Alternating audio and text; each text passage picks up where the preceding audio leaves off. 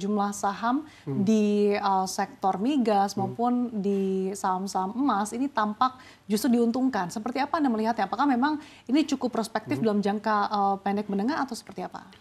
Kalau untuk komoditas seperti minyak mungkin mungkin kayak minyak dan emas ini kan juga mengikuti komoditas sendiri. Tapi saya melihat untuk minyak sendiri ini kan memang mungkin beberapa hari terakhir juga menguat. Tapi di satu sisi bahwa minyak ini tidak hanya terkait dengan kondisi Timur Tengah juga, tapi juga dari produksi OPEC sendiri atau permintaan OPEC sendiri. Jadi mungkin pergerakan komoditas minyak ini juga masih cenderung volatil, juga mungkin akan diikuti oleh saham-saham minyak. Tapi untuk emas sendiri ini kan memang sudah mungkin hampir sebulan ini pergerakannya terus naik dan juga terus mencetak rekor. Ini mungkin karena memang emas sendiri kan termasuk ke dalam aset safe haven ketika ada indikasi perang atau memanasnya di geopolitik, ini menjadi sentimen positif bagi emas.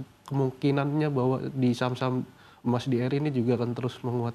Untuk jangka panjang, untuk saham-saham emas seperti apa Anda melihatnya?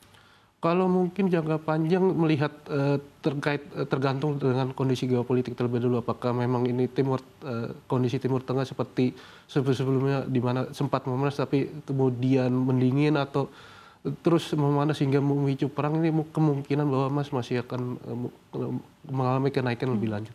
Oke, di bulan ini ada sejumlah saham yang akan membagikan dividen interim. Ini prospeknya seperti apa sih dan seberapa besar potensi pembagian dividen ini bisa mengerek penguatan IHSG?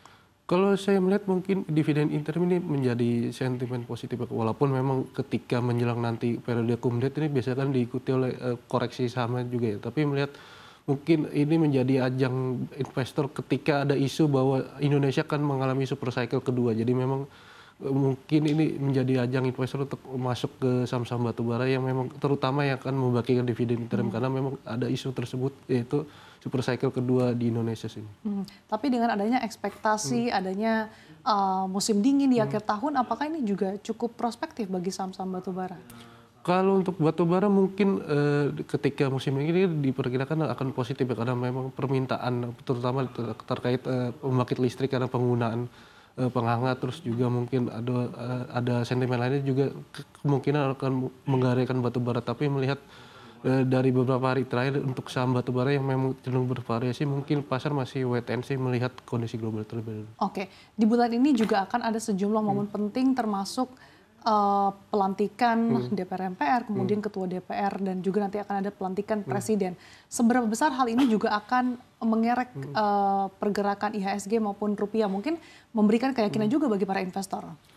Mungkin kalau untuk di awal Oktober ini kan mungkin memang masih wait and see juga, selain dari sentimen global juga kondisi politik juga di Indonesia sendiri. Tapi melihat secara historis ketika mungkin nanti pelantikan atau pesta demokrasi pilkada ini kecenderungannya menguat juga ada. Tapi melihat mungkin di pemilu sebelumnya juga memang lebih berbeda dengan tahun-tahun sebelumnya. Memang seharusnya IHSG hijau ini cenderung memerah mungkin karena memang sudah diantisipasi terlebih dahulu oleh pelaku pasar. Oke. Dan tentunya ada sejumlah PR yang menanti pemerintahan selanjutnya termasuk terkait dengan daya beli masyarakat karena kita tahu deflasi sudah terjadi selama 5 bulan dan ini kondisi yang tidak biasa gitu. Bagaimana Anda melihat dampak deflasi dan juga terkait dengan saham-saham consumer retail?